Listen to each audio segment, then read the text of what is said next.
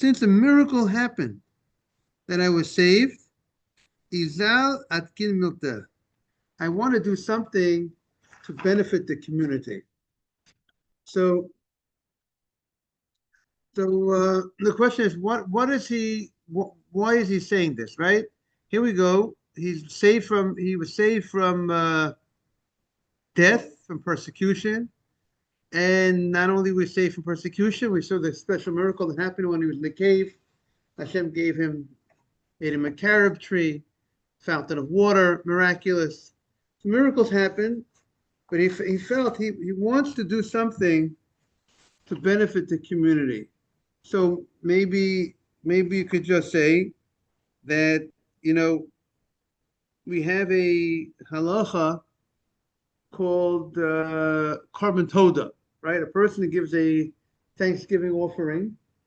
The American holiday Thanksgiving is coming up, and there's a carbon toda. There is a Thanksgiving offering that people give for being saved from danger, person being healed, or different types of things. So maybe he felt that, and the Thanksgiving offering, morning, Jaime, Morning. and the Thanksgiving offering called the carbon toda that we have, and we say Mizmah Toda, song of thanks. We say that carbon, you brought 40 breads in that carbon.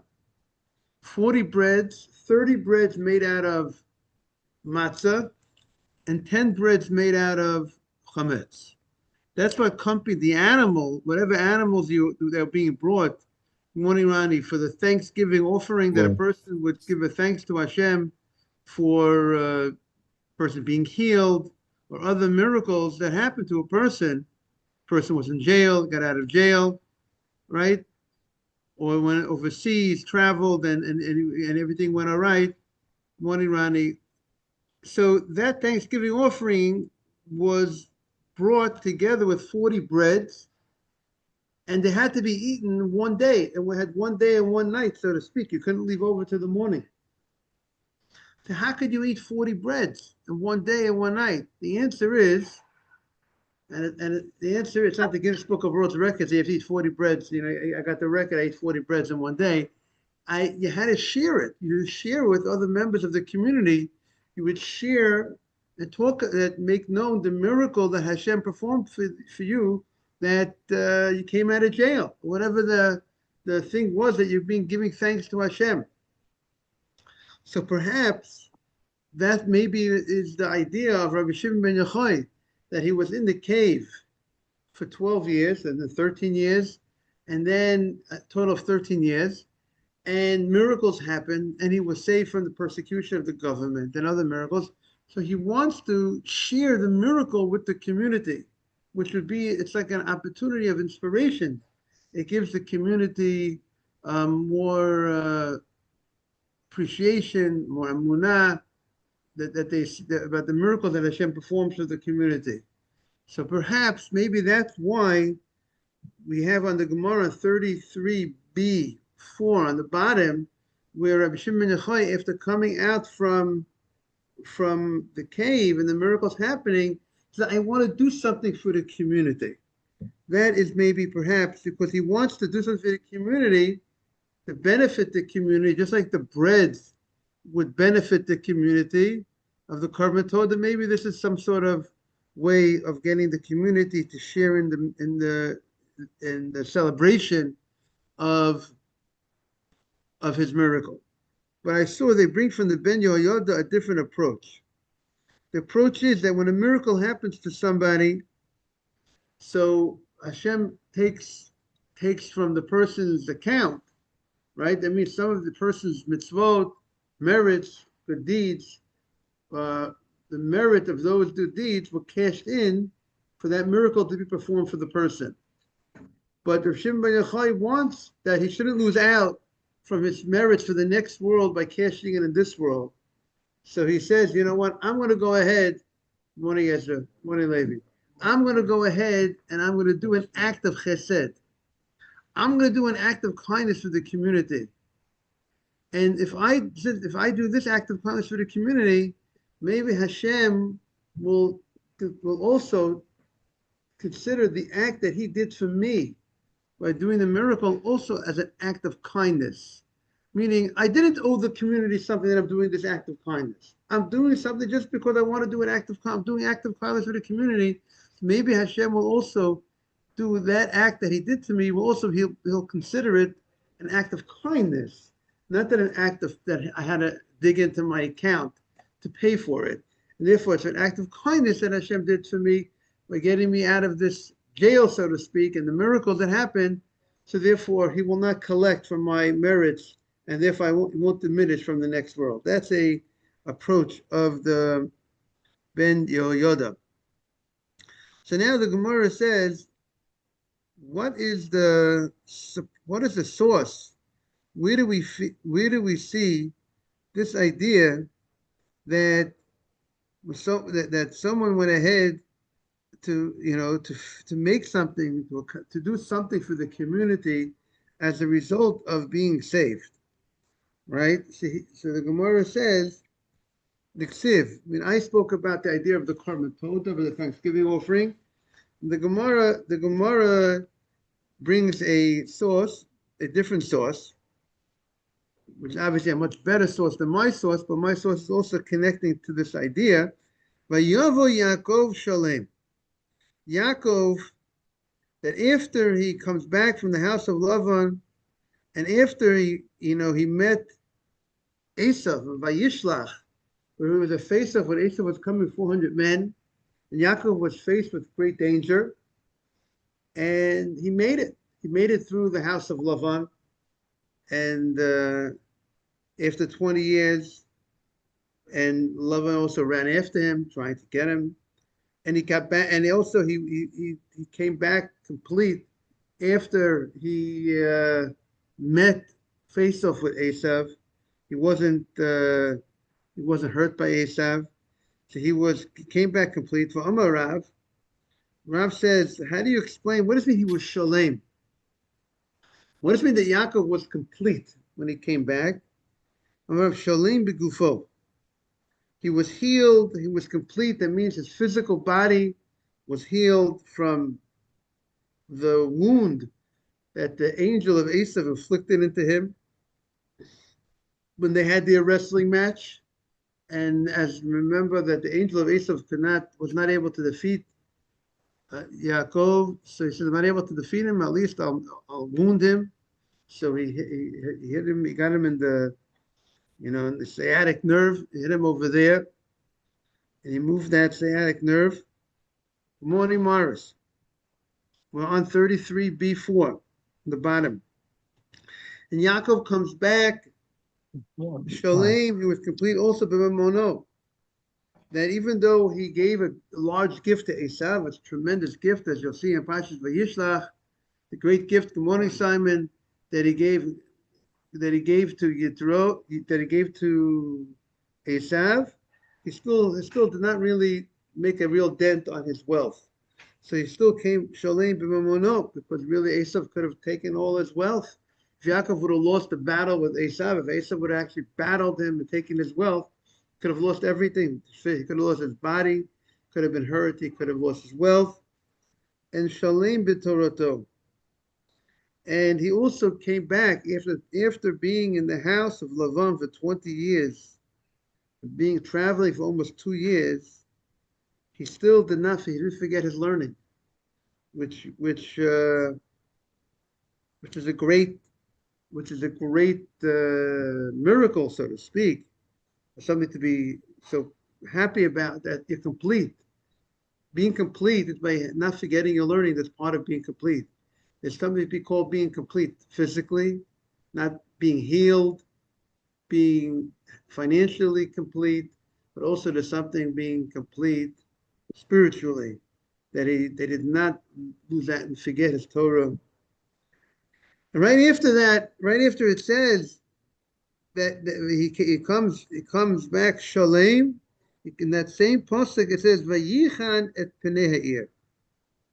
Now, what does it mean, Vayichan et Penei Ha'ir? So Vayichan usually sounds like it means the language of like Vayachanu, right? Of traveling, of camping, right? Right? B'nai Yisrael, Vayichan Sham Yisrael Neged Har, right? They encamped. So Vayichan es B'nai Ir. We're now on 33b5. He encamped before the city. So the Gemara says, what is the word encamped, Vayichan, also has the word chanina, chen. He did something of compassion. What was it's like say rachum v'chanun. Chanun is something being compassionate. What was the thing of compassion that he did for the city? An act of helping the people. So the Gemara says, Omar Rav matbea tikin lahem. He instituted a coin. He made a coin for the city. That means until that time, they did not have coins from that city. Shechem did not make its own coinage. Had to rely on coins and from outside the city, from different cities. But now that they had their own coinage, their own money, that was something that was very helpful for them. And some people say, the Maharsha says, when you would make a coin, when you mint a coin, a lot of times they would mint on the coin, good morning, Nathan, a picture of the city. Like you see, like Jerusalem, good morning, Sonny, you have a picture of Jerusalem on some coins and different type of things. So here, we have Israeli coins, so have a menorah on some coins, maybe some picture of Jerusalem perhaps on some coins. And he put when it says Penei Ha'ir, Vayichan et Penei Ha'ir, is that he put the picture of the city they minted that on the coin. Now, so now by having your own coin, that elevates the honor of the city. You have your own money, your own currency. So that's something that he did to help the city. Shmuel ama shvakim tiken lehem. Shmuel said, I don't know about Yes. Go ahead. originally. Have a great day. You People too. used Take care. British Thank you so coins, now we're much. using I'll see you American in coins. Florida. Oh, great. Amazing. By You Saturday. have your own. Thank you. You have your own All coinage. right. So Shmuel ama shvakim Yes. tiken lehem. Shmuel says Hi. How are that he you? Good, and you? instituted I'm good. courts. He You made ready? Yep. not courts. He made markets. How you feel? Shvakim tiken lehem. I feel good. Okay. He Yes. made markets. If you He need made anything. markets Thank you, Jay. for the people. Now, instituting, what did you say? Page 33b5, that he instituted markets. So that's a big deal. Setting up markets for commerce, business comes, jobs, and taxes, and all that great stuff that comes to cities. I don't know if you call it great stuff, whatever you want to call it. So for them, it's great stuff, the taxes. But so that is a great thing he did for the city. So that's the shvakim tiken lehem. Rabbi Yochanan says merchatzos tiken lehem. He made wash houses, bath houses, which is for sanitary conditions, which is great benefit for the people to have, and tremendous health benefit by having bath houses in the city. And that's what you have it, Sonny, and that's what Yaakov did for them. So now, we see this precedent of instituting something, helping the community as a response to something special happening to a person, miracle happening to a person. So that was Yaakov's response by doing this act of being saved from Lavan and from Esav. He goes in and he institutes something special to help the people of the city. So too, Rav Shimon ben Yochai said, I was saved and I want to do something special for the city. Omar, he said, is there something here in the city that needs correction? There's something here that needs correction. I want to do it. Tell me what needs to be corrected. They said, they said there's a place in honor of Sonny, the Kohen, right? the Kohanim can't go into cemeteries. They can't go into cemeteries. But here they said there's a place that they don't know where there's someone buried in this area, one of the markets, one of the market areas. They don't know where there's someone buried here, and the Kohanim, in order for them to go to that area, they had to take a very long route. If they needed to get to an area nearby, they couldn't just go right through. They had to go all around, because if they would go right through, they might be walking on top of a place where a person is buried, and therefore they said that it basically even okay. A Jew, right? Non-Jew, you can't touch a non-Jew a dead person who passed away who's not Jewish. A Kohen also can't touch. But Adam Kiyomet Ba'oel, being in the tent of such a person, that's a discussion. I'm not sure. Some say it's only Adam, only Jews were only contaminated by being part of a tent. We have to see more halacha. Does it plural? Do halacha treat only by Jews, or what do we say by goyim as well? Do we say, good morning, Asaf? Kids Shulchan Aruch talks about it. Maybe I'll look it up. Maybe do a little homework. Good morning, Asaf. So the Gemara says, they said to him, there's a place, there's a safek, a doubt of contamination, meaning there might be a dead body right in this place. Now, a grave, meaning a grave of a person, of a Jewish person in this place.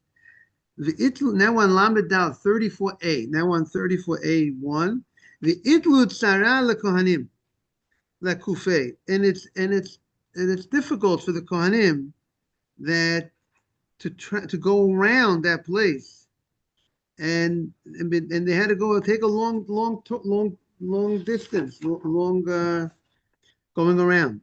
So what did Rav Shimon ben Yochai say? So now Rav Shimon ben Yochai said, fine, this is a good thing. This is a good thing to help all the Kohanim. So the Kohanim will not have to have this tircha, this detour, that's the right word. Amar Rav Shimon ben Yochai says, Iki inish the yoda de chazek hachatara. Is there a person that knows that was this place ever a place that was not a cemetery? I want to know, is there a person that could tell us that this place was once upon a time not a cemetery? Now, what does that mean? He wanted to say, because originally he was thinking, if I have to go ahead and remove this body, you can't take a cemetery and just relocate a cemetery. That's what that's what Rashi holds in Oholos. You can't take a cemetery and just relocate it. See, therefore, he wanted to know if this had a history of not being a cemetery. If I could verify this was not a cemetery, then if I would want to if I could identify the body, then I would just remove the body. That's one way of doing it. Or maybe he'll decide to just mark the area where the body is. Therefore, the Kohanim will exactly know where, so they'll just stay. They won't just walk over that spot. So Amalu Sabah. So there was an older gentleman, and the older gentleman said, Kan Kitzeitz ben Zakkai. Rav Yochanan ben Zakkai, he went ahead, here he cut Tarmutzei Truma. That means this place that we're in doubt, this area where the person might be buried, that Ben Zakkai planted some beans that were truma, and then after he planted the beans that were truma, he uprooted. Then he took it out from the ground, and but Yochanan harvested. Yes, that's the right word. Better, he harvested it, and Rav Yochanan ben Zakkai was a kohen. So if he was a kohen and he planted truma, there couldn't have been a dead body there. Exactly. So the fact that therefore, if he planted truma, because the kohen can't go ahead and become contaminated. So since he was a kohen, and the truma can't become contaminated. You can't contaminate, right? The Kohanim have to be careful not to. That's one of the big things. You can't. Nobody could contaminate truma. So therefore, the fact that he planted plantings of truma here, so therefore it means this was not a cemetery. Always. It wasn't always. What wasn't right? It wasn't known to be a cemetery. So now, so now Rav Shimon ben Yochai did the same thing. He went ahead and he harvested these beans, and he planted them. He threw them, placed them over the area, which is of doubt. This area where people don't know where the person might, where the body might be, and a miracle happened. The miracle happened was that the body, whether it was one body or more than one body, there was movement in the ground, and it came up towards the higher. It moved up the body towards the surface, and as a result of that, the area that was around where the body was became soft, because as a result of the movement of the coffin or the body, whatever it was that moved up, so now that area became soft, that ground became soft. A random body anywhere without marking. There must have been a baking in that. Right. Need to say the general rule is there has to be a marking, but sometimes maybe the marking got lost or something, and therefore they don't know what, or maybe there was enemies that took over that area, because remember from Yochanan ben Zakkai, he was at the time when the Beis Hamikdash was destroyed, so maybe during the time of Yochanan ben Zakkai he planted truma there. Post that, the Beis Hamikdash was destroyed, and now the Beis Hamikdash was destroyed. So now, who know what the enemies come into town? Who knows what havoc they did to things around that area? Maybe the marking got they took it away. So what happened was, here we are living. Shimon ben Yochai is during the time of the Romans when they're creating their havoc, and that's why he had to run away, because of the Romans were after him. So Shimon ben Yochai, he also planted these beans over there, and then the miracle happened, and some want to say, why did he also plant the beans in that area? He wanted to evoke the merit of Rabbi Yochanan ben Zakkai. Rabbi Yochanan ben Zakkai went ahead and had previously planted truma in that area years before. So to now, many years later, Shimon ben Yochai is planting also these beans, and the merit of beans will evoke the other beans that were done in purity, and now he's planting these beans, and not that the beans of truma, because you wouldn't want to suffer. It might make them tameh, but he planted the beans and non-truma beans just to evoke that other merit of Rabbi Yochanan ben Zakkai, and therefore and the miracle happened as well. So kol heicha dehave kashi tahare, any place that you touched and the dirt was hard, so therefore that place is tahar. That place is there's no coffin there. Because it was never done to make it great. Because it's hard, because the body that moved, whatever moved, didn't move in that, it was not in that area. But for any place where the dirt now was soft, what happened? Why this dirt is hard, this dirt is soft, because it means there's a body right underneath there. He marked it, because obviously the body didn't sound like it came all the way up to the top, but it was enough movement to know that there's a body under there, to Kohanim to know to be careful in that area.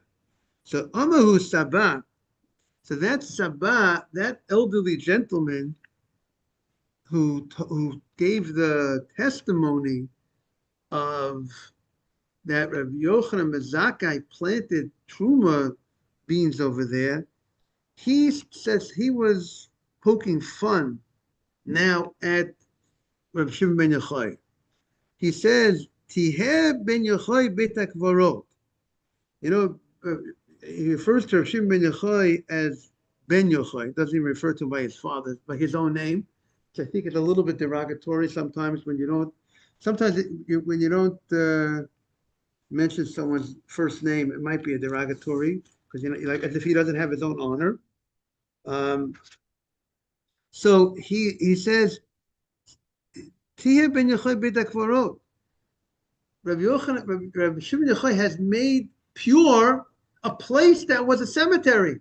Meaning, until now, we treated this area like a cemetery. We didn't allow Kohanim to walk. And now, look what he did. Now he's making this area tahar. He's making this 99% of this area is now,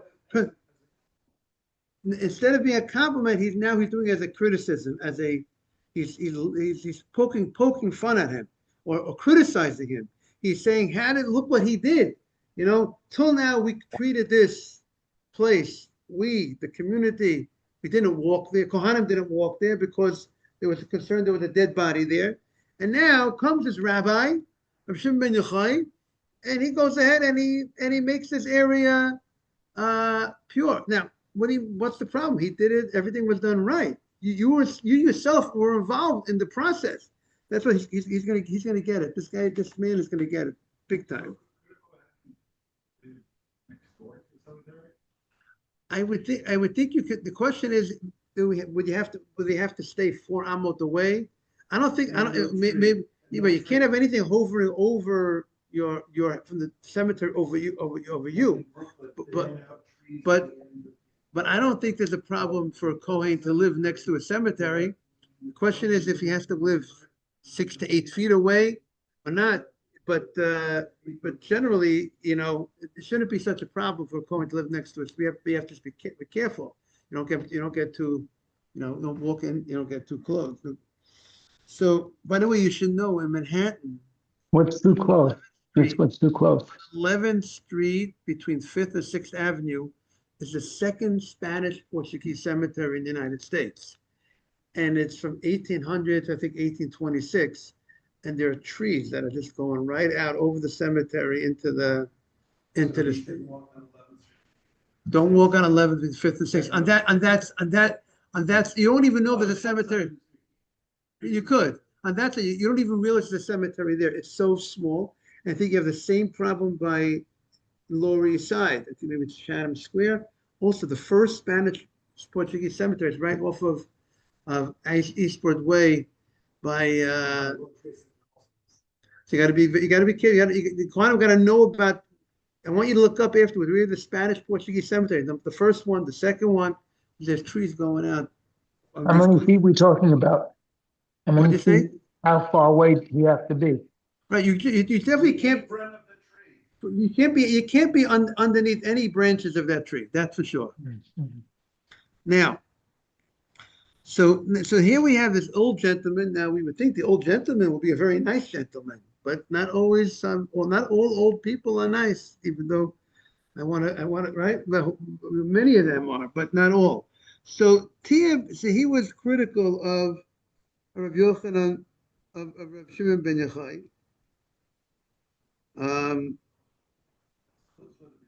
Right. So Amalo. So Rav Shimon ben Yochai said, if you were not there with us when we did this proceeding, when I came and I questioned and I did my research, if you weren't there, and even if I feel him, but even if you were there, but you did not agree with me, you have a right to disagree. No problemo. You want to disagree with me, even if you're there with me, even if you weren't with me, or even if you were with me, but you disagree with me, no problem. You're fatomet. You can argue on me, no problem. But you were there. You were part of the process. You agreed with me when I went through this, when I came to the decision, and when I did this, and now you go ahead and now you're publicly arguing on me after you're with me when we went through the process. If you're fatomet, then you could have argued with me. But now She'iti Manu, you're with us during the process when I came down, when I surveyed the place, when I asked the questions. V'nimnoti, and then you agreed with me. Now you're changing your mind and publicly saying that I permitting a place, but there's more. You're saying there's more people buried there. More than Ronnie. You're saying I'm permitting a place that's really a cemetery, and I'm not. I'm creating a stumbling block for the people. You know what? Yomu, people will say zono, prostitutes. The prostitutes, they help each other out, even though one takes away from each other's business, right? They'll comb each other's hair, they'll help each other out, even though they hate each other, but they'll because but if you look good and you'll get a good price and I'll get a good price. So therefore they're actually for their own, they have their ulterior motives why they'll make each other look good. They'll braid each other's hair. Keeps the prices up. So Talmid Chachamim, look, came. So Torah scholars, shouldn't they have respect? Treat respect, meaning I think the analogy, Nathan, is even these harlots, they treat each other a certain way, and you're not treating me with the proper and the way the commentary over here says, since you agreed with me, and now you're coming to poke fun at me, people will say that you're not arguing on me because you really mean l'shem shemayim.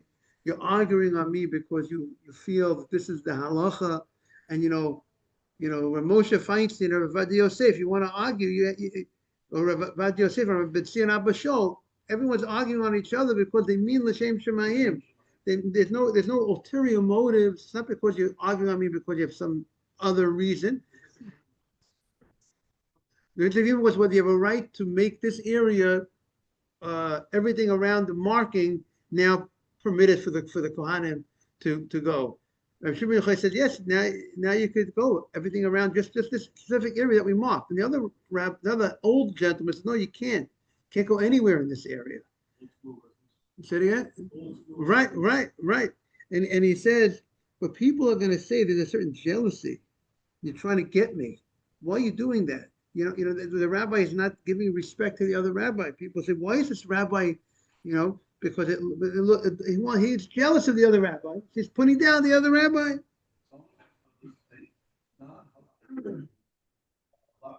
He wasn't making a halakhic argument, making that almost an ad hominem argument rather than a halakhic argument. But in the name of halacha, he's saying it's a cemetery, and maybe he's saying there's others. Maybe he's saying, and you have no right to. But the Beit Din of the time, whether one man, the Beit Din of the time, posking that, who is one person to question that Beit Din's judgment?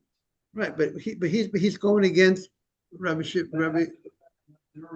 Not but this right after the debate, or so to speak. Now he's coming up and he's saying what he's saying. So the concern is this will bring to devalue the honor of rabbis. That when it's looked at that one rabbi is taking a position, not because it's a real halachic position. He's only taking a position because out of jealousy of the other rabbi. Because look, the other rabbi accomplished so much, and I don't get that honor. Look what you've accomplished for the Kohanim. Sonny is so happy now. He doesn't have to make that long walk, him and his whole family. And now you look so good. I don't want you to look so good. That shows you the rabbis are not. Say it again? No, because this whole area, let's say it was like this size of this room. This whole size of this room, they did not allow Kohanim to walk there because there was a concern, there was a body. Right, they had to go to the market, they had to go all around. And it sounds like it was a long thing. It wasn't just like a small little area like this room. And therefore now you benefited the Kohanim greatly.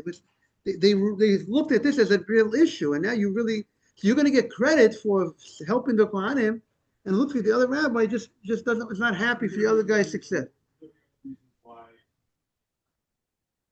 you know, we walk around getting kosher food. It'd be easier for somebody to buy kosher food in a different place versus go somewhere else. Yeah, but if there's a concern of a dead body, the Kohanim have to do that. Wouldn't be an allowance to walk in such a place. So now, Yov be'enei, sort of Shimon looked at him in a very not nice way, and v'noch nafshei, and as a result of that, there's like a power sometimes of a big rabbi that if he looks at the person in a very being disgusted with the person, looking at him in a bad way, that has a power that Hashem sometimes could punish the other party. I don't know that he intended to punish him, but it says that the person died, that elderly person died for disgracing the scholar. The Rabbi of Shimon ben Yochai was very upset at this person who felt that this person by criticizing him was going to be degrading the honor of Torah, because he's coming up now. He's putting down the ruling of Rav Shimon ben Yochai, not because of halachic reasons, but because of personal jealousy.